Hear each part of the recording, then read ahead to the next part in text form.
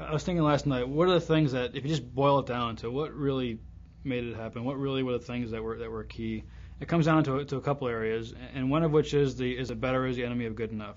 You know, that very trite phrase, but that was such an important thought that we are great engineers, we're very professional, we're used to doing a lot of human space flight, and if you can do another analysis or if you do another test, we typically try and do that. That's our culture. You know, because you always ask yourself, is there anything else I could do to make sure this is safe? If someone says yes, you say, okay, well, go do it as long as it's practical. For our flight test being unmanned, we didn't take that approach. There are many things where people said, is there anything else we could do? And they said yes, and we said, okay, but we're not going to do that. We're going to draw the line because this really is good enough. Anything beyond that, then I'll take the risk that it may fail. So you don't have to worry about it. It's not your fault. It's my fault. But this is good enough for us to move forward. So that better is the enemy of good enough really was the mantra that we try to instill upon the managers and the lower level managers within 1X of this is all you really need for a flight test, and it's okay if there's a possibility that it won't work. We're not looking for an absolute certainty that we're going to be successful. It's just not practical for the time that we have and for the flight tests that we're putting together. After a while, you can train your team to understand that part of it. Understand, okay, if they see enough examples of their managers, the IPT leads saying, no, we're not going to do that. This is good enough. The people tend to get it. The challenge is that we matrix in engineering support. So people will work in a branch or a division, and they're assigned to a particular project. So they'll be assigned to 1X. And their IPT lead may say, okay, you want to do this test, this analysis. Sorry, we don't need to go do this. This is good enough. They go back to their true supervisor, the person who signs their time card, and says, hey, I want to do so-and-so. The IPT lead or the project manager didn't want to go do that, so we're not doing it. Well, the branch chief or the division chief, who's not part of the day-to-day 1X, say, well, wait a minute. Of course we're going to do that. We always do that. We always do this kind of certification. We always do this kind of pyro testing. We always do this area over here. And that creates this, this healthy tension is the word people like to use. But the fact that you can't educate everyone on your team because your team within NASA is never just the people that you see. It's matrix support beyond, back to the institutions, back to the engineering directors, back through the centers. Those are the ones that that are really going to have a lot of influence on what happens.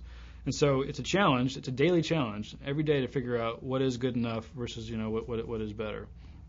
So you just got to try and as a project manager do your best and make those calls as to what's good enough and why is it good enough, and go from there. For a test vehicle, you really try to get people to understand the risk of a test and buy into that early. We did that, we thought, very well in our communication and all. As we moved forward, though, other people got involved that were not involved early on in the buy-in. When you have stakeholder change-out, you've got to get that re-buy-in, and a lot of that happened near the end for us. With our administrator that started our project, he was very adamant that we were a test and how we went forward. As things changed, that communication didn't get brought forward as strongly. So that's something, always remind people, you're a test. You're learning something, whether you're 100% successful or 50% successful. You're learning something by the test. It's better to learn it as a test vehicle than it is an operational vehicle. With regards to the better being the enemy of the good enough, within the team, we were constantly preached that. And as I indicated, me and the other deputy mission manager, we got that. So those at the top, we got it. The team started getting it. What you see is ARES 1X, while just being a flight test, normally you wouldn't think that's a big deal. But in typical NASA fashion, our test rocket is, oh, by the way, the largest rocket in the world. It's going to get a lot of visibility. So as we're going along, while the core team gets, the better is the enemy of the good enough kind of thing, the external forces, the people back at the centers who aren't involved with us day to day, they're very worried. They see us, in their opinion, short-circuiting process and not following all the guidelines and all the standards and requirements. That's what they're seeing. And they're, I wouldn't go so far as to call it panicking, but they're getting very concerned and the way they see us going about our business. We get it. So we have to communicate up and out to them. And that was what we saw on numerous occasions. We would, especially when the mission manager would go to the Constellation Control Board, he would have an opportunity to outbrief people on why we were doing something. And very often they would ask questions. But you still had folks at the centers, and you saw this coming out of, actually, out of our first stage folks at Marshall. I think they're the ones who expressed the most concerns, and also along with the avionics folks there. They were the most concerned because they have, they're the first stage. They're the part that can explode the most, if you will. They're the most concerned. So they are the ones who are trying to put, their imprint on what we're doing because they're concerned we're not following good enough process. They think we can do better. And yes, we can do better. We can do more. I would tell you, I don't think we can do better. We could have done more. So we're getting it, having to communicate up and out to those folks, get them on board with the concept of this being a flight test, not a human space flight. Better is the enemy of the good enough. Getting that word out was very, very tough, and we had to work at it every day. The other thing that goes with this is as engineers, we're always trying to improve, right? We get into engineering things. And sometimes that doesn't always help. Because, if it's something if it's a tool or an item that's making things simpler, that's good. But a lot of times as we try to add, as we try to engineer some of these tools, we try to make them, this would be a really cool idea if it could go do this. Well, that coolness ends up being a little more complex than what we're really ready to bite off when it's a short time frame. As far as actual risk for our project, those were done we kept the scoring the same way the main line did. There were times where it would have been good as a test. You should have rated our risk lower than you would an overall project.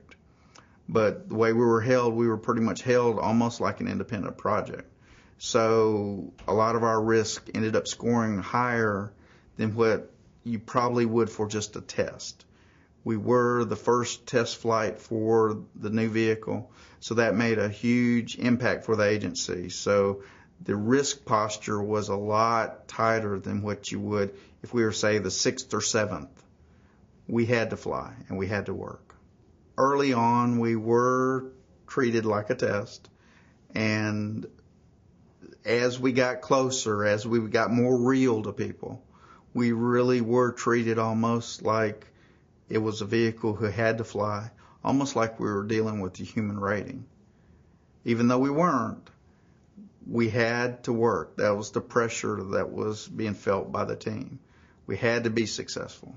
There was not an option. Typically on a test, you accept a percentage of failure because you learn something from failure. We couldn't have a failure. We did have, at the end, one of our objectives, we did have the chutes fail, but it was not all of them. We ended up coming down 1.5, so the vehicle came down a little harder.